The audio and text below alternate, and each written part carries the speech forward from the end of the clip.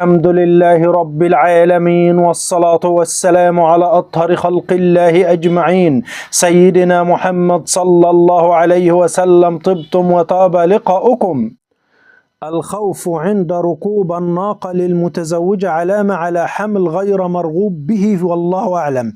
حلب الناقة في حلم المتزوجة يدل على السعي في كسب الرزق الحلال، والله أعلم. رؤية ولد الناقة للمتزوجة علامة على صلاح أولادها، والله أعلم. الهروب من مطاردة الناقة للمتزوجة علامة على الندم على الأعمال السيئة، والله أعلم. دخول الناقة لبيت ضيق دليل على ضيق في معيشة أهل البيت، والله أعلم. رؤية أكل لحم الناقة للمتزوجة علامة على سوء أحوالها الصحية، والله أعلم. رؤية الناقة للحامل دليل على الذرية الصالحة، والله أعلم. رؤية الناقة للحامل علامة على تيسير الولادة، والله أعلم. ركوب الناقة للحامل يدل على تجاوزات الأمور الصعبة ومعاناة الحمل، والله أعلم. وقيل حليب الناقة للحامل دليل على ولادتها مولود ذكر، والله أعلم. رؤية الضرر من هجوم الناقة في المنام للحامل علامة على تعرض الجنين للأذية، والله أعلم. حلب الناقة دما للحامل يدل على كسب المال بطريقة غير شرعية، والله أعلم. رؤية الناقة تلد للحامل دليل على الرزق، وربما دلت مطاردة الناقة في الصحراء للحامل على سوء أحوالها، والله أعلم. دخول ولد الناقة لبيت مظلم دليل على موت الجنين، والله أعلم. الناقة في مكان ضيق للحامل علامة على فساد في دينها، والله أعلم. رؤية الناقة في المنام للمطلقة علامة على سفرها أو تغيير سكنها، والله أعلم. ركوب الناقة في الحلم للمطلقة علامة على زواجها مرة أخرى. ركوب الناقة بالمقلوب للمطلقة علامة على ارتكابها الفواحش والزنا، والله أعلم.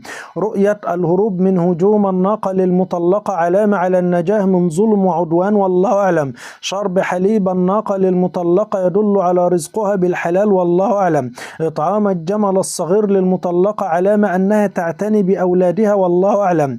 تدل مطاردة الناقة بين الناس للمطلقة علامة أنها تختلط بالمنافقين والمخادعين في الحياة، والله أعلم. دخول الناقة لبيت وإخراجها منه دليل على ضياع الفرص، والله أعلم. إذا رأت المطلقة قطيع من النوق يهجمون عليها فإن أعداء يجتمعون أن يؤذيها في الحياة، فعليها الحذر منهم، والله أعلى وأعلم.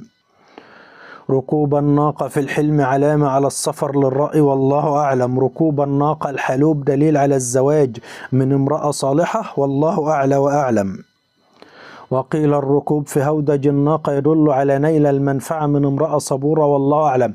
الهوجد انتوا لو شفتوا كده فيديوهات من 100 سنة القديمة دهيانا، الناس مثلا ما كانت بتحج في كده بتاع مربعة فوق الجمل زي أوضة صغيرة كده، دي اسمه الهوجد. هو ده الهوجد، والله أعلى وأعلم يعني. يقول النبي صلى الله عليه وسلم: مثل الذي يرجع في صدقته كمثل الكلب يقيء. قال النبي صلى الله عليه وسلم: مثل الذي يرجع في صدقته كمثل الكلب يقيء ثم يعود في قيئه فيأكله. الحديث صحيح عند الإمام مسلم. طبعا دي يعني وعيد شديد. وقال صلى الله عليه وسلم: أما إن ليس في النوم تفريط، إنما التفريط على من لم يصلي الصلاة حتى يجيء وقت الصلاة الأخرى، فمن فعل ذلك فليصليها حين ينتبه لها. يعني الواحد النوم لو غلبه في أي وقت ينام عادي، ده المقصود، والله أعلم. وده اللي أنا فاهمه برضه. وما يستيقظ فاتوا صلاة، فاتوا اتنين يصليها على طول، ينتبه لها يعني على طول، أول حاجة يصليها، والله أعلى وأعلم. سبحان الله وبحمده.